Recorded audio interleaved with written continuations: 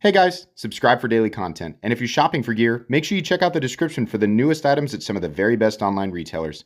There's also links for some of the items that I personally recommend. Thanks!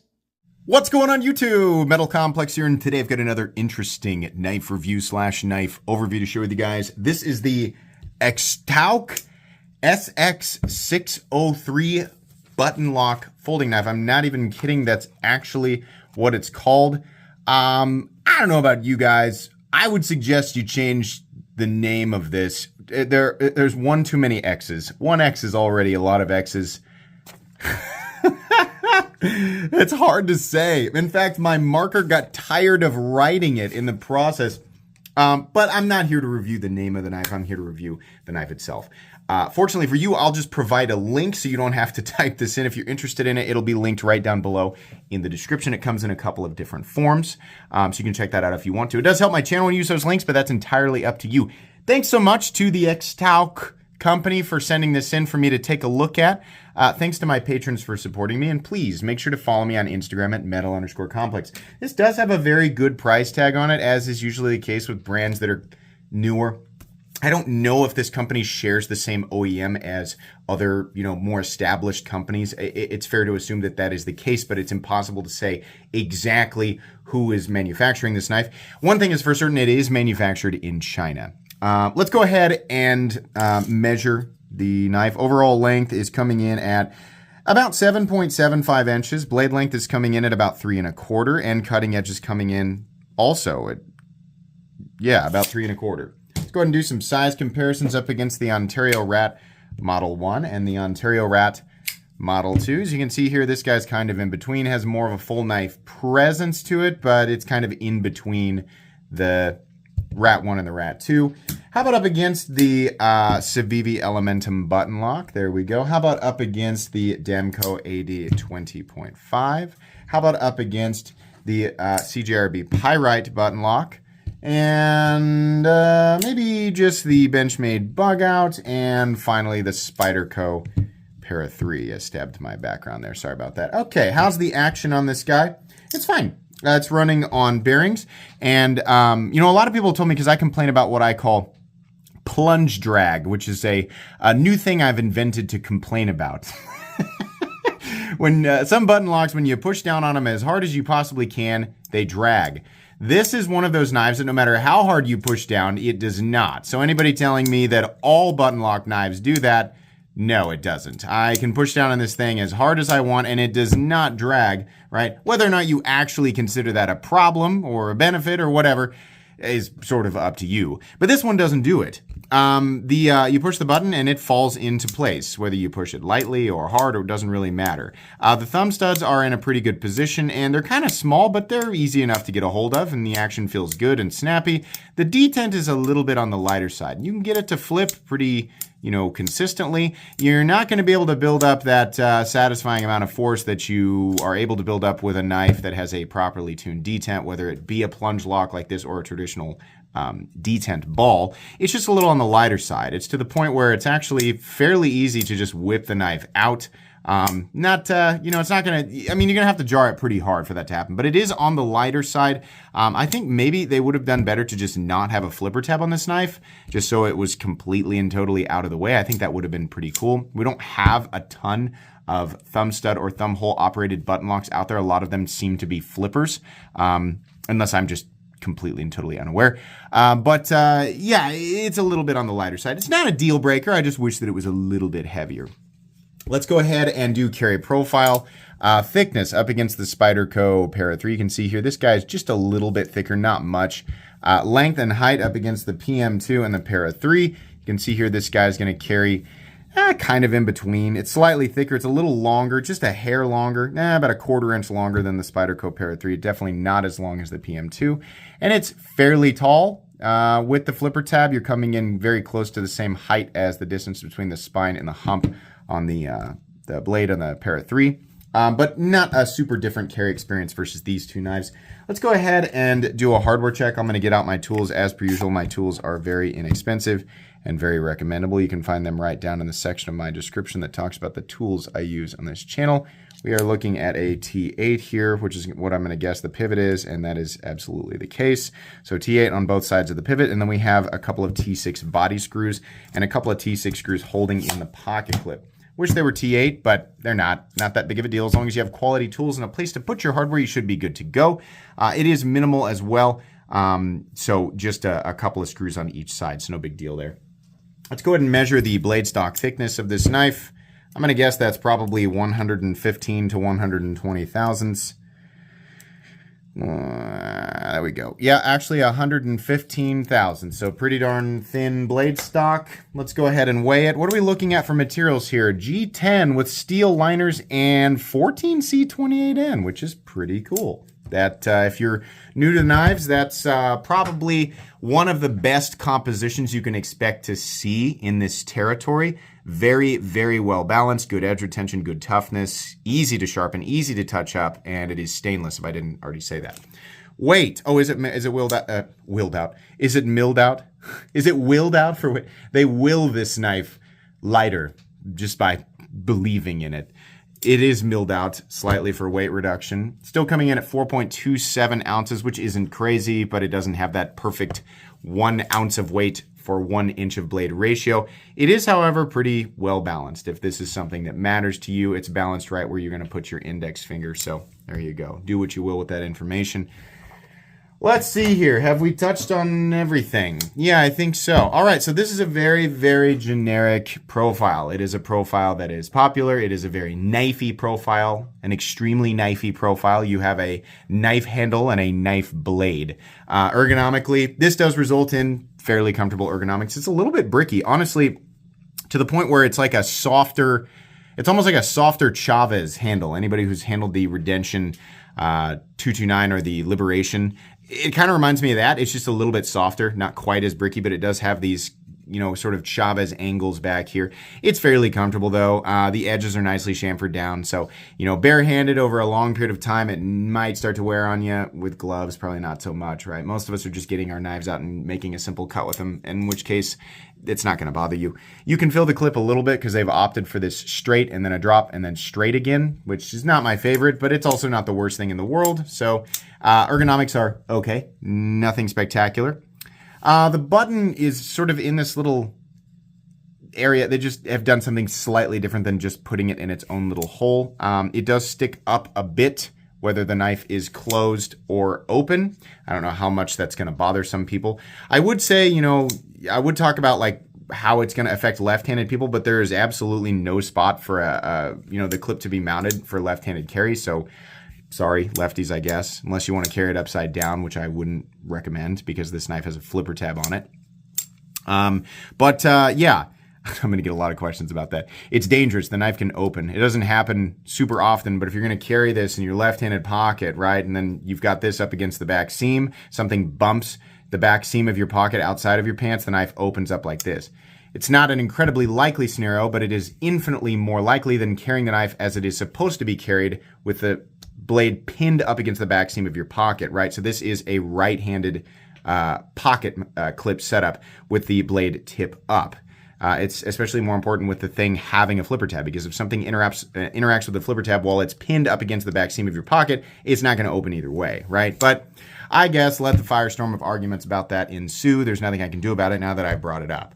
The overall look of the knife is really good, and the reason I assume that this company shares one of the same OEMs that we've seen from various other Chinese micro brands or even some of the larger brands is because it exhibits the same exact level of quality control. Everything is very precision, right? Seating of the hardware, all of that, everything's good.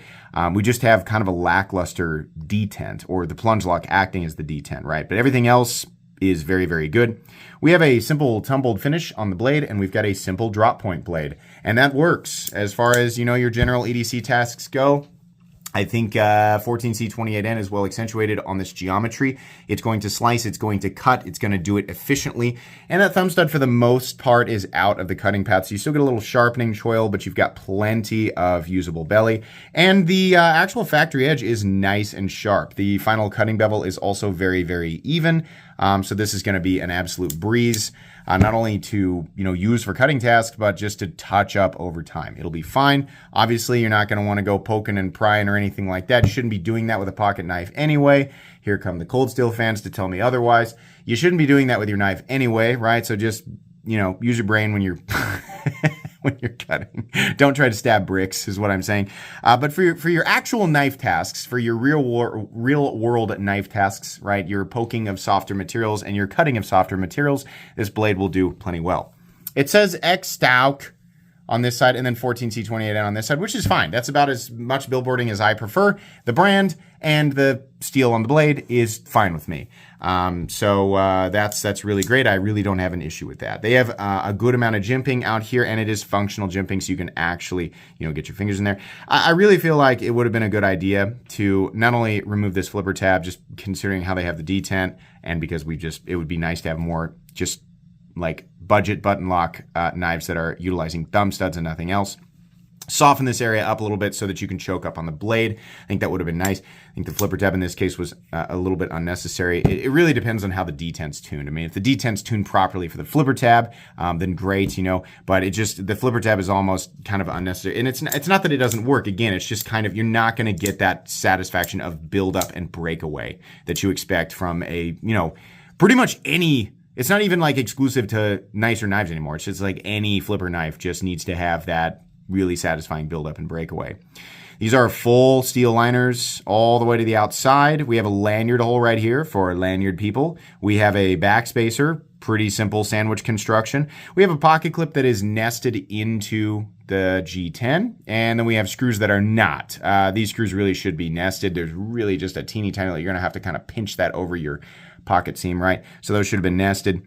This is peel ply textured, but not like aggressively. It's actually very, very smooth. So even though the clip is resting on a textured surface, in and out of the pocket, it'll take a long time to fray your pants up. I don't like clips like this. Even though the bill isn't coming way up and over, it's still kind of grabby. I find that the bills, it should have just stopped right here, right? Because when they hook over like this, it just creates like a grappling hook. And as unlikely as it seems, these clips, like 1,000 times over, will grab things that you walk by and bend themselves out, which is just really frustrating. So I would have preferred a drop and then swoop upward. I always use the MXG Deep Carry clip on the Spyderco Para 3 as an example of a really good pocket clip. But they opted for this, which isn't the worst thing in the world, and it carries just fine. It'll do its job. We have a stop pin that is located in its traditional position, and we have a little bit of shouldering on the taking of the blade. As far as lockup goes, we have no blade plate left and right, but there is a little bit up and down, just a little bit. I used to kind of expect this from button locks, and I remember like the first batch of the Malibu, which really kind of kicked off the button lock craze. Those had a little bit, and I thought, well, this is kind of a newer, locking system. Like the manual button locks is kind of newer. I don't know. I feel like the way that it locks up, and honestly, I don't think that I really need to worry too much about the knife disengaging. But because this is a newer brand, and because this is my first experience with their, their budget button lock, I am gonna go ahead and put on my special safety gloves, because people are so concerned about my safety on this channel. We're going to go ahead and put on the safety gloves. And by the way, if you don't own these, you do not take safety nearly as seriously as I do, okay? So just keep that in mind. Your gloves are inferior. Let's go ahead and test this. Yeah. I'm hitting it hard enough to get pieces of it to come off there. I'm not really concerned about the total surface contact, the strength of the lockup. Obviously, if like that is a good test of how you'll be using this knife daily, then you're using your knife incorrectly. But it can handle that. So it's not that the lock, I'd call it lock rocker up and down play. It's not that I'm worried that it's going to disengage. I would just like to see it kind of follow suit, because every other, button lock from the more popular brands that are, competitive in this price range, they're all locking up pretty solid. I will point out that it is possible that mine is a goofball and everybody else's is going to be completely and totally solid. But considering they sent this one to me, it's kind of, are they all like that? I don't like to feel any up and down play regardless of the lock. I just wanted to point that out. and be honest about what I was experiencing. There is no stick, however. There is no pivot lash. This is very smooth and consistent in here. And like I said, the detent is just a little bit light. It's just, you can kind of see it, right? But we have good centering and no detent lash. None of that. This knife comes in at $52, which is very, very competitive considering we're looking at 14C28N. Very good fit and finish outside of the slight lockup issue and the light detent.